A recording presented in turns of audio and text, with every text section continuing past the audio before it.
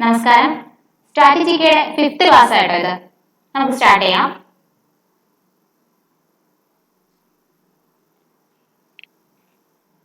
First question നോക്കേ. Which renowned tabla players son is also a famous tabla player who has collaborated within international bands? എന്താ പറഞ്ഞേ? ഒരു famous ആയിട്ടുള്ള tabla player. അയാളുടെ മകൻ എന്താണ്? അയാളുടെ മകനും ഒരു തബല പ്ലെയർ ആണ്. ആരാണെന്ന് ഓക്കെ, ആരാന്നറിയോ? ഉസ്താദ് അല്ലാറിഗ. ഉസ്താദ് അല്ലാറിഗ എന്ന് പറയുന്നത് എന്താണ്? ഒരു തബല പ്ലെയർ ആണ്. ഈ ഉസ്താദ് അല്ലാറിഗയുടെ മകനും ആരാണ്? തബല പ്ലെയർ ആണ്. അങ്ങനെയാണെങ്കിൽ ഉസ്താദ് അല്ലാറിഗയുടെ മകൻ ആരാന്നറിയോ? സക്കീർ ഹുസൈൻ. ആരാണ്? സക്കീർ ഹുസൈൻ. അപ്പം ഉസ്താദ് അല്ലാറിഗയുടെ മകനായ സക്കീർ ഹുസൈനും എന്ത് പ്ലെയർ തന്നെയാണ്? തബല പ്ലെയർ തന്നെയാണ്. ആരൊക്കെയാ? ഉസ്താദ് അല്ലാറിഗ, അതുപോലെ തന്നെ സക്കീർ ഹുസൈൻ. ഇവർ രണ്ടുപേരും ആരാണ്? തബല പ്ലെയേഴ്സ് ആണ്. ഓക്കെ, മനസ്സിലായോ? നമ്മുടെ ക്വസ്റ്റ്യൻ എന്താ? Renowned tabla player's son is also a famous tabla player. അയാളും തബല പ്ലെയർ ആണ്, അയാളുടെ സണ്ണും തബല പ്ലെയർ ആണ്. അങ്ങനെ ആയിട്ടുള്ള ആരാ? ഉസ്താദ് അല്ലാറിഗയും ഉസ്താദ് അല്ലാറിഗയുടെ മകനായിട്ടുള്ള സക്കീർ ഹുസൈനും. ഓക്കെ, അതറിഞ്ഞിരിക്കട്ടെ. ഇനി നമ്മുടെ ഫസ്റ്റ് ഓപ്ഷൻ നോക്കേ. ഉസ്താദ് ബിസ്മില്ല ഖാൻ. ഉസ്താദ് ബിസ്മില്ല ഖാൻ എപ്പോഴും ചോദിക്കുന്നത് കേട്ടോ. ഉസ്താദ് ബിസ്മില്ല ഖാൻ ഏത് ഇൻസ്ട്രുമെന്റുമായിട്ട് റിലേറ്റ് ചെയ്തതാണെന്ന് അറിയോ? ഷെഹനായി. ഉസ്താദ് ബിസ്മില്ല ഖാൻ ഷെഹനായി. അടുത്ത ആളുടെ പേര് നോക്കേ. ഉസ്താദ് അംജദ് അലി. ഉസ്താദ് അംജദ് അലി എന്തോ സരോദ് പ്ലെയർ. ഉസ്താദ് അംജദ് അലി സരോദ് പ്ലെയർ. ലാസ്റ്റിലേക്ക് ഉസ്താദ് റാഷിദ് ഖാൻ. ഇത് അങ്ങനെ ചോദിച്ചു കണ്ടിട്ടില്ല, മ്യൂസീഷ്യൻ ആണ് കേട്ടോ, മ്യൂസീഷ്യൻ ആണ്. അങ്ങനെ ചോദിച്ചു കണ്ടിട്ടില്ല. അപ്പം ഈ ബാക്കി 3 ഓപ്ഷൻസ് പഠിക്കണം. ഏതൊക്കെയാ? ഉസ്താദ് ബിസ്മില്ല ഖാൻ എന്ന് പറഞ്ഞാൽ ഷെഹനായി പ്ലെയർ ആണ്. ഉസ്താദ് അംജദ് അലി എന്ന് പറഞ്ഞാൽ സരോദ് പ്ലെയർ ആണ്. ഉസ്താദ് അല്ലാറിഗ എന്ന് പറഞ്ഞാലോ തബല പ്ലെയർ ആണ്. ഉസ്താദ് അല്ലാറിഗയും അയാളുടെ മകനായിട്ടുള്ള സക്കീർ ഹുസൈനും രണ്ടുപേരും എന്താണ്? തബല പ്ലെയർ ആണ്. ഉസ്താദ് അംജദ് അലി എന്ന് പറഞ്ഞാൽ സരോദ് പ്ലെയർ. ഉസ്താദ് ബിസ്മില്ല ഖാൻ എന്ന് പറഞ്ഞാലോ ഷെഹനായി പ്ലെയർ. ഓക്കെ, നമുക്ക് അടുത്ത ക്വസ്റ്റ്യൻ നോക്കാം. സെക്കൻഡ് ക്വസ്റ്റ്യൻ നോക്കേ. Second question. Pandit Shivkumar Sharma who is a recipient of Padma Bhushan is associated with which of the following instrument? ഈ പണ്ഡിറ്റ് ശിവകുമാർ ശർമ്മ എന്ന് പറഞ്ഞ പേരില്ലേ? ഈ ക്വസ്റ്റ്യൻ ആണെങ്കിൽ NTPC റിപ്പീറ്റ് ചെയ്തു. NTPC കഴിഞ്ഞിട്ട് വന്ന് CHSL എക്സാമിന് ഉണ്ടായിരുന്നു. അതുപോലെ തന്നെ നമ്മുടെ ESIC NDS എക്സാമിന് ചോദിച്ചു. ഇപ്പൊ കഴിഞ്ഞ് ഇന്നലെ നടന്ന NDS ഈവനിങ് ഷിഫ്റ്റിലും ചോദിച്ചിട്ടുണ്ട്. ഈ സെയിം ക്വസ്റ്റ്യൻ തന്നെ. പണ്ഡിറ്റ് ശിവകുമാർ ശർമ്മ ഏത് ഇൻസ്ട്രുമെന്റുമായിട്ട് റിലേറ്റ് ചെയ്തിരിക്കുന്നു കേട്ടോ. പണ്ഡിറ്റ് ശിവകുമാർ ശർമ്മ സന്തൂർ പ്ലെയർ ആണ്. അത്രയ്ക്ക് ഇമ്പോർട്ടന്റ് ആണ് ഈ ക്വസ്റ്റ്യൻ. പണ്ഡിറ്റ് ശിവകുമാർ ശർമ്മ ഏത് ഇൻസ്ട്രുമെന്റുമായിട്ട് റിലേറ്റ് ചെയ്താണ്? സന്തൂർ. പണ്ഡിറ്റ് ശിവകുമാർ ശർമ്മ സന്തൂർ പ്ലെയർ ആണ്. ഒരു കാര്യം കൂടെ അറിയുക. ഇവിടെ എന്താ പറഞ്ഞേക്കുന്നത്? Who is A recipient of Padma Vibhushan. Padma Vibhushan കിട്ടിയ ആളാണെന്നല്ലേ പറഞ്ഞേക്കുന്നേ. പത്മഭൂഷൺ മാത്രമല്ല 1986 സംഗീത നാടക അക്കാദമി അവാർഡ് കിട്ടുന്നുണ്ട്. എന്താ പാടാ? Sangeetha Nataka academy award. Sangeetha Nataka academy award 1986 Sangeetha Nataka academy award കിട്ടുന്നുണ്ട്. 1991 പത്മശ്രീ കിട്ടുന്നുണ്ട്. 1991 പത്മശ്രീ കിട്ടുന്നുണ്ട്. 2001 എന്ത് കിട്ടുന്നത്? പത്മവിഭൂഷൺ കിട്ടുന്നത്. ഫേമസ് ആയിട്ടുള്ള ആളാണ്, പഠിക്കണേ. പണ്ഡിറ്റ് ശിവകുമാർ ശർമ്മ ഏത് ഇൻസ്ട്രുമെന്റുമായിട്ട് റിലേറ്റ് ചെയ്തു? സന്തൂറായിട്ട് റിലേറ്റ് ചെയ്തു. ഇദ്ദേഹത്തിന് തന്നെ 1986 സംഗീത നാടക അക്കാദമി അവാർഡ് കിട്ടി. 1991 പത്മശ്രീ കിട്ടി. 2001 എന്തും കിട്ടി? പത്മഭൂഷണും കിട്ടി. Okay, Pandit Shivkumar Sharma santoor player. Okay ആണോ? അടുത്ത ക്വസ്റ്റ്യൻ നോക്കാം നമുക്ക്. Which of the following musical instruments was the musician Palghat Maniyar associated? Palghat Maniyar ഏത് ഇൻസ്ട്രുമെന്റുമായിട്ട് റിലേറ്റ് ചെയ്ത ആളാണ്? ഏതാണ്? മൃദംഗം. Palghat Maniyar ഏത് ഇൻസ്ട്രുമെന്റുമായിട്ട് റിലേറ്റ് ചെയ്ത ആളാണ്? മൃദംഗം. പ്രധാനമായും കർണാട്ടിക് മ്യൂസിക് ആണ് കേട്ടോ. കർണാട്ടിക് മ്യൂസിക് ജസ്റ്റ് ഓർത്തിരുന്നാൽ മതി. പക്ഷെ ഈ പേര് പഠിക്കുക. Palghat Maniyar ഏത് ഇൻസ്ട്രുമെന്റുമായിട്ട് റിലേറ്റ് ചെയ്ത ആളാണ്? മൃദംഗം. ഓക്കെ, അടുത്ത ക്വസ്റ്റ്യൻ നോക്കാം. To which of the following Indian state does the tribe Nishi belong? ഈ നിഷി എന്ന് പറയുന്ന ട്രൈബ് നമ്മുടെ ഏത് ഇന്ത്യൻ സ്റ്റേറ്റിലാണ് കാണപ്പെടുന്നതെന്ന്? നിഷി ട്രൈബ്. നിഷി ട്രൈബ് എവിടെയാണെന്നറിയോ? അരുണാചൽ പ്രദേശിലാണ്. നിഷി ട്രൈബ് എവിടെയാ? അരുണാചൽ പ്രദേശിൽ കാണപ്പെടുന്ന ട്രൈബാണ് ഏത്? നിഷി ട്രൈബ്. ഒരു കാര്യം കൂടി അറിയുക, ഈ നിഷി ട്രൈബിന് തന്നെ ബംഗനി ട്രൈബ് എന്നും അതുപോലെ തന്നെ ഡഫ്ല ട്രൈബ് എന്നും അറിയപ്പെടുന്നുണ്ട് കേട്ടോ. ഈ നിഷി ട്രൈബിന്റെ വേറൊരു പേരാണ് എന്തൊക്കെയാ? ബംഗനി ട്രൈബ് എന്നും അതുപോലെ തന്നെ ഡഫ്ല ട്രൈബ് എന്നും. ഓക്കെ, അപ്പൊ നിഷി ട്രൈബിനെ കാണപ്പെടുന്നത് എവിടെയാണ്? അരുണാചൽ പ്രദേശിലാണ്. നിഷി ട്രൈബിന് തന്നെ രണ്ട് പേരാണ് എന്ത്?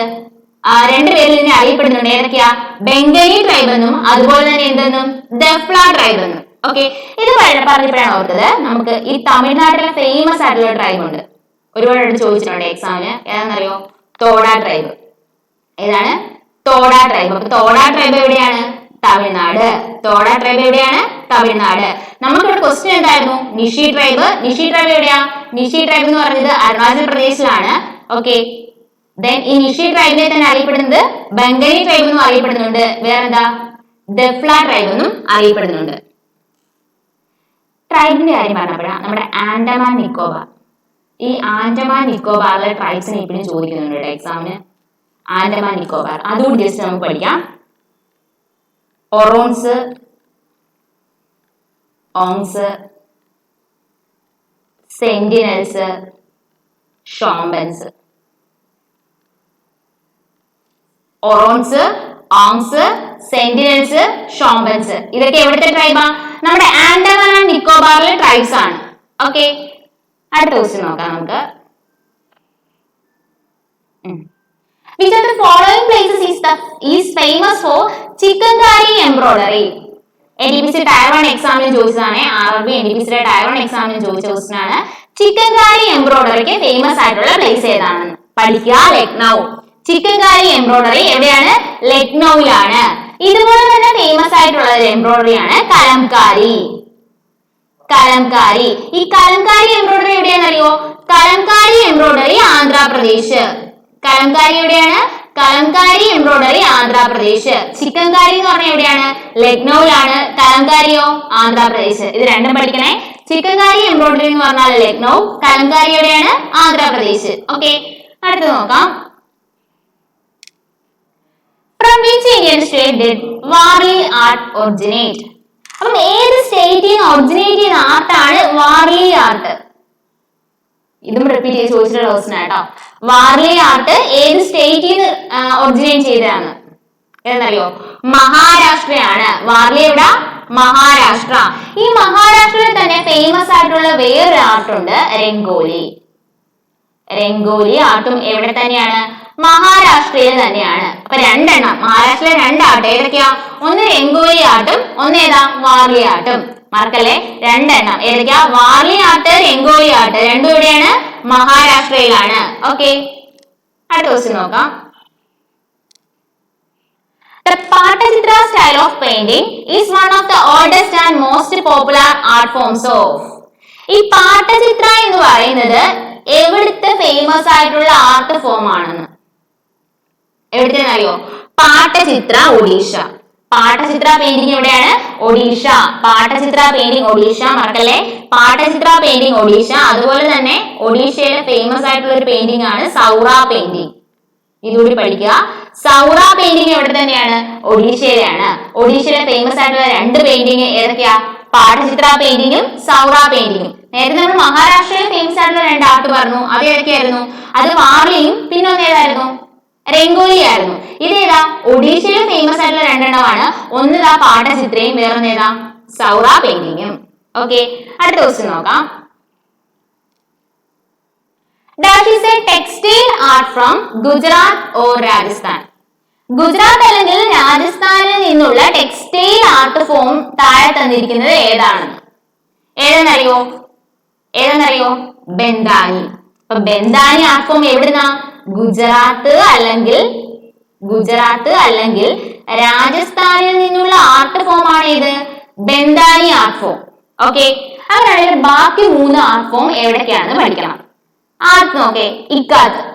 ഇക്കാത്ത് എവിടെയാണെന്നറിയോ? ഒഡീഷ. ഒഡീഷയിലുള്ള ആർട്ട് ഫോം ആണ് ഇത് ഇക്കാത്ത്. രണ്ടാമത് നോക്കേ, ചന്ദേരി. Chanderi art form Madhya Pradesh. ചന്ദേരി എവിടെയാ? മധ്യപ്രദേശ്. ദെൻ ലാസ്റ്റ് പൈത്താനി, ഇത് നമ്മൾ മുന്നേ ക്ലാസ്സിൽ ഡിസ്കസ് ചെയ്തിട്ടുണ്ട്. പൈത്താനി സാരി എന്ന് പറഞ്ഞിട്ട്. പൈത്താനി ആട്ട എവിടെയാ? മഹാരാഷ്ട്ര.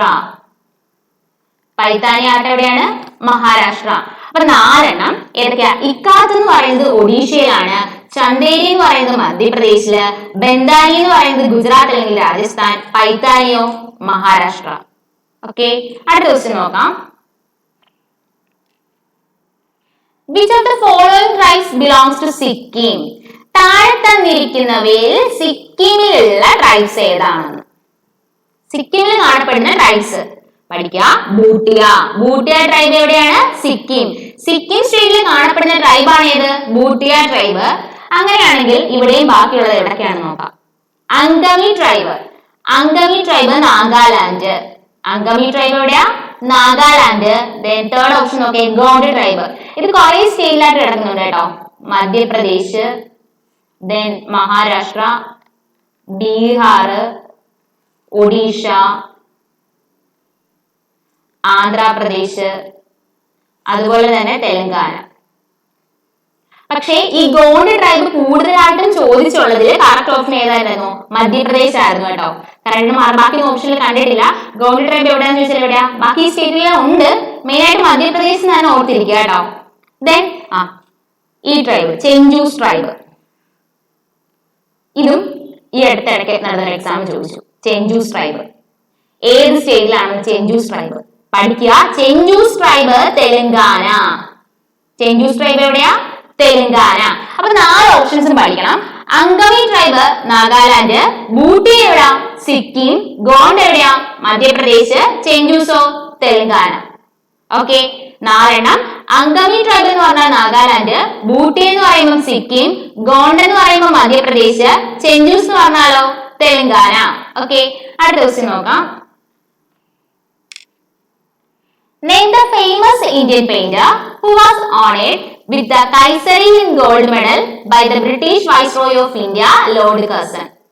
ബ്രിട്ടീഷ് വൈസ്രോയി ആയ ലോർഡ് കർസന്റെ കയ്യിൽ നിന്ന് കൈസറി ഹിന്ദ് ഗോൾഡ് മെഡൽ കിട്ടിയ പെയിന്റർ. ക്വസ്റ്റ്യൻ മനസ്സിലായോ? ബ്രിട്ടീഷ് വൈസ്രോയി ആയ ലോർഡ് കർസന്റെ കയ്യിൽ നിന്ന് കൈസറി ഹിന്ദ് ഗോൾഡ് മെഡൽ കിട്ടിയ പെയിന്റർ ആരാണ്?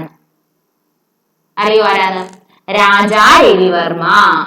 രാജാ രവിവർമ്മയ്ക്കാണ് 1904 ലോർഡ് കർസന്റെ കയ്യിൽ നിന്ന് എന്ത് മെഡൽ കിട്ടുന്നത്? കൈസറി ഹിന്ദ് ഗോൾഡ് മെഡൽ കിട്ടുന്നത്. എക്സാമിന് വേറൊരു ക്വസ്റ്റ്യൻ ചോദിച്ചിട്ടുണ്ട്, പക്ഷെ ഇത് വെച്ച് നമുക്ക് എല്ലാവർക്കും അറിയാം. രാജാ രവിവർമ്മ ഏത് സ്റ്റേറ്റിൽ നിന്നുള്ളതാണെന്ന് ചോദിച്ചിട്ടുണ്ട്. എവിടെ നിന്നുള്ള? കേരള. എക്സാം ചോദിച്ചിട്ടുണ്ട്. രാജാ രവിവർമ്മ ഏത് സ്റ്റേറ്റിൽ നിന്നുള്ളതാണെന്ന് ചോദിച്ചിട്ടുണ്ട്. എവിടെ നിന്നുള്ള ആളാണ്? കേരളത്തിൽ നിന്നുള്ള ആളാണ്. ഇവിടെ നമ്മൾ പറഞ്ഞ എന്താ? 1904 ബ്രിട്ടീഷ് വൈസ്രോയി ആയ ലോർഡ് കർസന്റെ കയ്യിൽ നിന്ന് കൈസറി ഹിന്ദ് ഗോൾഡ് മെഡൽ കിട്ടുന്ന പെയിന്റർ ആണ് ആര്? രാജാ രവിവർമ്മ. ഓക്കെ, ഇവിടെയാണ് ഈ രണ്ടാമത്തെ പേര് കണ്ടോ, Abhinendranath Tagore.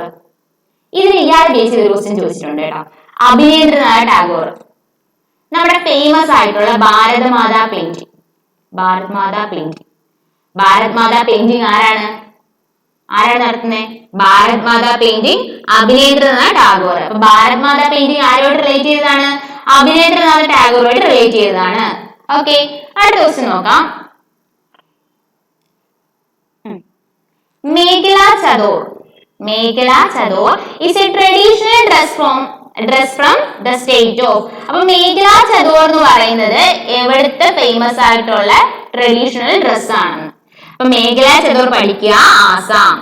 Assamese women's wear ചെയ്യുന്ന ഡ്രസ് ആണ് ഇത് മേഖല ചദോർ. ഓക്കെ, അടുത്ത ക്വസ്റ്റ്യൻ നോക്കാം. Languages like Nishi, Abadani and Bokar are widely spoken in. Okay, അപ്പം നിഷി, അബദാനി, അതുപോലെ ബോക്കർ, ഇത് ഏത് സ്റ്റേറ്റിലെ ആൾക്കാർ സംസാരിക്കുന്ന ലാംഗ്വേജസ് ആണെന്ന്. ഇതൊരു പക്ഷെ നിങ്ങൾ നമ്മുടെ വീഡിയോയിൽ തന്നെ ആദ്യത്തെ ക്വസ്റ്റ്യൻ കണ്ടിട്ടുണ്ടെങ്കിൽ മനസ്സിലാവും. നമ്മൾ അവിടെ പറഞ്ഞിരുന്നു നിഷി ട്രൈബ് എവിടാന്ന് പറഞ്ഞു? അരുണാചൽ പ്രദേശിലാണെന്ന് പറഞ്ഞു. അത് വെച്ച് വേണമെങ്കിൽ നമുക്ക് ഗസ് ചെയ്യാൻ പറ്റും എവിടെ തന്നെയാണ്? അരുണാചൽ പ്രദേശിലാണ്. അപ്പൊ നിഷി ട്രൈബ് എവിടെയാ? അരുണാചൽ പ്രദേശിലാണ്. അപ്പൊ ആ ലാംഗ്വേജ് സംസാരിക്കുന്ന ആളും അവിടെ തന്നെയായിരിക്കും, അരുണാചൽ പ്രദേശിൽ തന്നെയായിരിക്കും. ഇപ്പം പറഞ്ഞു ഏതൊക്കെ ലാംഗ്വേജസ് ആ? 3 ലാംഗ്വേജസ് ഉണ്ട്. ഏതൊക്കെയാ? നിഷി ഉണ്ട്, അവധനി ഉണ്ട്, ബോക്കാർ ഉണ്ട്. ഈ 3 ലാംഗ്വേജും സംസാരിക്കുന്ന ആൾക്കാർ എവിടെയുള്ള? അരുണാചൽ പ്രദേശില്. ഏതൊക്കെ ലാംഗ്വേജസ്? നിഷി, അവധനി ആൻഡ് ബോക്കർ. ഈ 3 ലാംഗ്വേജസ് എവിടെയാണ്? അരുണാചൽ പ്രദേശ്. ഓക്കെ, അടുത്ത ക്വസ്റ്റ്യൻ നോക്കാം. The popular back cave painting are found in. Famous ആയിട്ടുള്ള ബാക്ക് കേവ് പെയിന്റിങ് ഏത് സ്റ്റേറ്റിലാണ്? എവിടെയാ? മധ്യപ്രദേശ്. അപ്പം ബാക്ക് കേവ് പെയിന്റിങ് എവിടെയാണ്? മധ്യപ്രദേശ്. ഓക്കെ, അടുത്ത ക്വസ്റ്റ്യൻ നോക്കാം. ഇമ്പോർട്ടന്റ് ക്വസ്റ്റ്യൻ ആണ്. Bharat Ratna and Padma Vibhushan awards in India instituted in the year. ഭാരതരത്നയും Padma Vibhushan അവാർഡും ഇന്ത്യയിൽ സ്റ്റാർട്ട് ചെയ്തത് ഏത് വർഷമാണ്? ഏത് വർഷമാണെന്ന് അറിയോ? 1954. ഈ ഭാരതരത്ന അവാർഡ് എന്തെന്ന് അറിയപ്പെടുന്നേ? Highest civilian award of India. Highest civilian award of India എന്നറിയപ്പെടുന്ന അവാർഡാണ് ഏത്? Highest civilian award of India. Highest civilian award of India എന്നറിയപ്പെടുന്ന അവാർഡാണ് ഏത്? ഭാരതരത്ന. അപ്പൊ ഈ ഭാരതരത്നയും പത്മവിഭൂഷണും ഏത് വർഷമാണ് ഇൻസ്റ്റിറ്റ്യൂട്ട് ചെയ്തതെന്ന് ചോദിച്ചാൽ ഏത് വർഷം? 1954. അപ്പം ഈ ഭാരതരത്ന 1954 ആർക്കൊക്കെ കിട്ടുന്നതിനോട് പഠിക്കണം. ആർക്കൊക്കെയെന്ന് അറിയോ? സി രാജഗോപാലാചാരി. സി രാജഗോപാലാചാരിക്ക് കിട്ടുന്നുണ്ട്. Then Sarvepalli Radhakrishnan, doctor Radhakrishnan, Sarvepalli Radhakrishnan. Then ഒരാൾ കൂടിയുണ്ട്, സി വി രാമൻ. ഓക്കെ, ഈ 3 പേര് മസ്റ്റ് ആയിട്ട് പഠിക്കണം. 3 പേര് എന്താ? ആറിൽ തന്നെ starting. Rajagopalachari, Radhakrishnan, C V Raman. ഇപ്പൊ രാമൻ, രാധാകൃഷ്ണൻ, രാജഗോപാലാചാരി 3 പേരുടെയും പ്രത്യേകത എന്താ? ഇവർക്ക് 3 പേർക്കുമാണ് ആദ്യത്തെ ഭാരതരത്ന അവാർഡ് 1954 കിട്ടുന്നത്. ഓക്കെ, അടുത്ത ക്വസ്റ്റ്യൻ നോക്കാം. In which year did independent India win first Olympic gold medal in the game of hockey? Question കണ്ടോ? ഇൻഡിപെൻഡന്റ് ഇന്ത്യയില് ഒളിമ്പിക്സില് ഗോൾഡ് മെഡൽ കിട്ടുന്ന വർഷം ഏതാണ്? ഓക്കെ, ഇത് പറയുന്നതിന് മുന്നേ ഒരു കാര്യം പറയാം. നമുക്ക് ഇതുവരെ ഒളിമ്പിക്സിൽ എത്ര ഗോൾഡ് മെഡൽ കിട്ടിയിട്ടുണ്ട്? ടോട്ടൽ 10 ഗോൾഡ് മെഡൽ കിട്ടിയിട്ടുണ്ട്. ഓക്കെ, പഠിക്കണേ. ടോട്ടൽ 10 ഗോൾഡ് മെഡൽ കിട്ടിയിട്ടുണ്ട്. ഇതിൽ 8 എണ്ണം കിട്ടിയത് ഹോക്കിക്കും, ബാക്കി 2 എണ്ണം ഇൻഡിവിജ്വൽ മെഡലാ. അതിൽ ഒരു മെഡൽ കിട്ടുന്നത് അഭിനവ് ബിന്ദ്ര ഷൂട്ടിങ്ങിലും, ഒരു മെഡൽ കിട്ടുന്ന ആർക്കാ? നീരജ് ചോപ്രയ്ക്ക് ജാവലിൻ ത്രോയിലുവാ. Total 10 medal. അതിൽ 8 മെഡൽ കിട്ടുന്നതും ഏതിനാണ്? ഹോക്കിക്കാണ്. ബാക്കി 2 മെഡലുണ്ട്. ആ 2 മെഡലിൽ ഒരെണ്ണം കിട്ടുന്നത് നീരജ് ചോപ്രയ്ക്കും, ഒരെണ്ണം കിട്ടുന്നതോ അഭിനവ് ബിന്ദ്രയ്ക്കുവാ. ഓക്കെ, അങ്ങനെയാണെങ്കിൽ ഹോക്കിയില് ഈ 8 പ്രാവശ്യം നമുക്ക് എന്ത് കിട്ടിയിട്ടുണ്ടെന്ന് പറഞ്ഞു? ഹോക്കിയിൽ നമുക്ക് 8 പ്രാവശ്യം ഗോൾഡ് മെഡൽ കിട്ടിയിട്ടുണ്ടെന്ന് പറഞ്ഞു. അത് ഏതൊക്കെ വർഷമാണ് പഠിക്കണം. ആ 8 വർഷം പഠിക്കണം കേട്ടോ. അപ്പം ഈ 8 വർഷം നമുക്ക് സിമ്പിൾ ആയിട്ട് ഓർത്തിരിക്കുന്നതിന് മുന്നേ അത് പഠിക്കാൻ വേണ്ടിട്ട് വേറൊരു കാര്യം അറിയണം. 3 വർഷം ഒളിമ്പിക്സ് നടന്നില്ല. 3 വർഷം ഒളിമ്പിക്സ് നടന്നില്ല. 1916 നടന്നില്ല, 1940 നടന്നില്ല, 1944 നടന്നില്ല. എന്തുകൊണ്ടാ? ഇത് ഫസ്റ്റ് വേൾഡ് വാറിന്റെ ടൈം, ഇത് രണ്ടും സെക്കൻഡ് വേൾഡ് വാറിന്റെ ടൈം. ഈ 3 വർഷം എന്ത് നടന്നിട്ടില്ല? ഒളിമ്പിക്സ് നടന്നിട്ടില്ല. അപ്പൊ ഒളിമ്പിക്സ് നടക്കാത്ത വർഷം പഠിക്കുക. 1916, 1940, 1944. ഓക്കെ ആണോ? ഇനി ഇത് ഓക്കെ ആണേ. 3 വർഷം നടന്നില്ല. ഏതൊക്കെയാ? 1916, 1940, 1944. ഇനി ഇങ്ങനെ പഠിക്കുക. നമുക്ക് ഒളിമ്പിക്സിൽ ആദ്യത്തെ ഗോൾഡ് മെഡൽ കിട്ടുന്നത് 1928. 1928 ഒളിമ്പിക്സിൽ ആദ്യത്തെ ഗോൾഡ് മെഡൽ കിട്ടുന്നത്. എക്സാമിന് ചോദിച്ചിട്ടുണ്ട്. ഫസ്റ്റ് ഗോൾഡ് മെഡൽ ഒളിമ്പിക്സിൽ കിട്ടുന്നത് എപ്പോഴാണ് ചോദിച്ചിട്ടുണ്ട്? എപ്പോഴാ? 1928. ഓക്കെ, നിങ്ങൾക്ക് അറിയാലോ എത്ര വർഷം കൂടുമ്പോൾ ഒളിമ്പിക്സ് നടക്കുന്നത്? 4 വർഷം കൂടുമ്പോഴാണ് നടക്കുന്നത്. അപ്പൊ 1928 നടന്നെങ്കിൽ പിന്നെ നടക്കേണ്ടത് എന്നായിരിക്കും? 1932. 32 കഴിഞ്ഞാലോ 1936. 36 കഴിഞ്ഞാലോ 1940. പക്ഷെ 1940 നടന്നോ? 1940 നടന്നോ? ഇല്ല. എന്തുകൊണ്ടാ?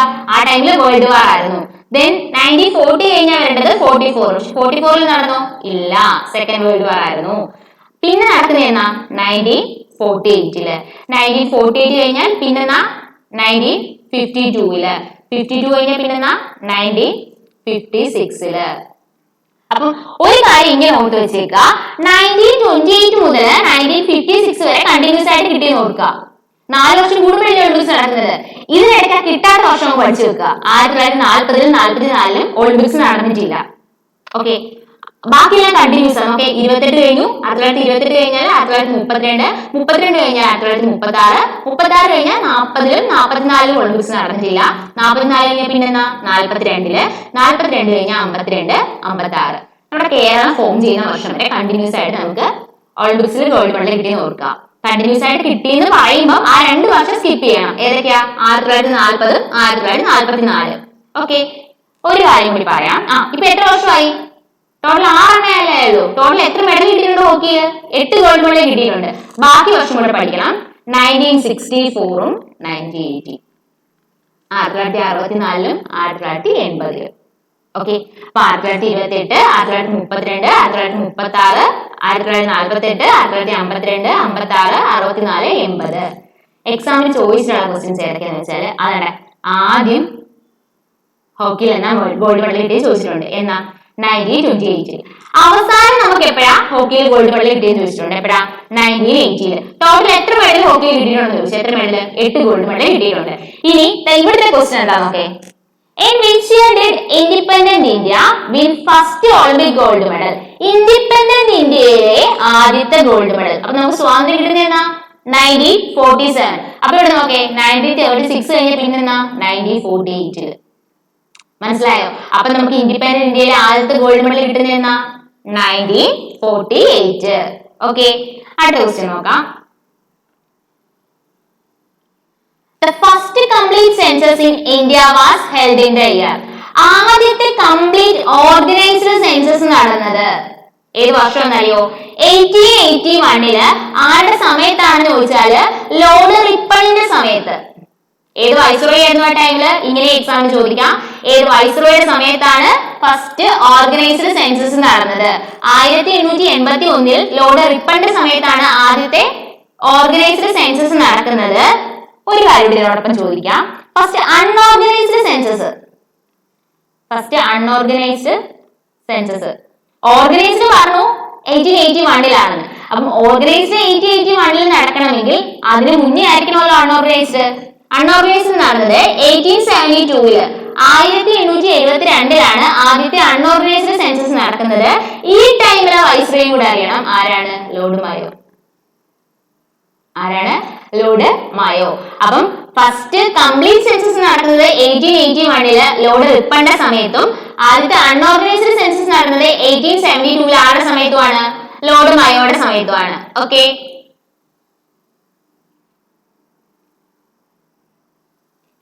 അടുത്ത ക്വസ്റ്റ്യൻ നോക്കേ. Jnanpith award, one of the India's highest literary award, was conceived in the year. Jnanpith award എന്താണ്? ഇന്ത്യസ് ഹൈയസ്റ്റ് ലിറ്റററി അവാർഡാണ്. ഏത് അവാർഡ്? ജ്ഞാനപീഠ അവാർഡ്. ഈ അവാർഡ് ഇൻസ്റ്റിറ്റ്യൂട്ട് ചെയ്യുന്നത് ഏത് വർഷം? ഈ അവാർഡ് ഇൻസ്റ്റിറ്റ്യൂട്ട് ചെയ്യുന്നത് 1961-ലാണ്. അവാർഡ് ചെയ്യുന്നത് ഇൻസ്റ്റിറ്റ്യൂട്ട് ചെയ്യുന്നത്. പക്ഷെ കൊടുത്തു തുടങ്ങുന്നത് 1965-ല്. അപ്പൊ അവാർഡ് ഇൻസ്റ്റിറ്റ്യൂട്ട് ചെയ്യുന്നത് 1961-ലും കൊടുത്തു തുടങ്ങുന്നത് എന്നാണ്? 1965-ലുമാണ്. 1965-ല് ആർക്കാ കിട്ടിയേ? ഇത് നമ്മൾ മുന്നത്തെ ക്ലാസ്സിൽ പറഞ്ഞിട്ടുണ്ട്. ആർക്കാ കിട്ടിയേ? 1965-ല് കിട്ടുന്നത് ആർക്കാ? ജി ശങ്കരക്കുറുപ്പ്. അയാൾക്ക് ഏത് നോവലിലാണ് കിട്ടിയത്? ജി ശങ്കരക്കുറുപ്പിന് ഓടക്കുഴൽ. ഏത് നോവലിലാണ്? ഓടക്കുഴൽ. അപ്പൊ ജ്ഞാനപീഠ അവാർഡ് ഇൻസ്റ്റിറ്റ്യൂട്ട് ചെയ്യുന്ന ഏത് വർഷം? 1961-ല്. ഇത് കൊടുത്തു തുടങ്ങുന്നതോ 1965-ല്. ആദ്യം കിട്ടുന്നത് ജി ശങ്കരക്കുറുപ്പിന്. ഏത് നോവല്? ഓടക്കുഴൽ. ഓക്കെ, 18ാമത്തെ question. When was the construction of രാഷ്ട്രപതി ഭവൻ completed? രാഷ്ട്രപതി ഭവന്റെ കൺസ്ട്രക്ഷൻ എപ്പോഴാണ് കംപ്ലീറ്റ് ആയത്? എങ്ങനെ തന്നെ ചോദിച്ചിട്ടുണ്ട്. എപ്പോഴാണ് രാഷ്ട്രപതി ഭവന്റെ കൺസ്ട്രക്ഷൻ കംപ്ലീറ്റ് ആയത്? ഈ കംപ്ലീറ്റ് ആയത് പറയുന്നതിന് മുമ്പ് സ്റ്റാർട്ട് ആയത് എപ്പോഴാണെന്ന് അറിയണ്ടേ? 1911-ലാണ് സ്റ്റാർട്ട് ആയത്. ഏകദേശം 18 വർഷക്കാലം. എന്നാൽ 1929-ല് കംപ്ലീറ്റ് ചെയ്തു. ഓക്കെ, 1911-ൽ സ്റ്റാർട്ട് ചെയ്തു. ഏത് വർഷം കംപ്ലീറ്റ് ആവുന്നു? 1929-ല്. ഭാരത് ഭവന്റെ കൺസ്ട്രക്ഷൻ കംപ്ലീറ്റ് ചെയ്യുന്ന വർഷം എന്നാ?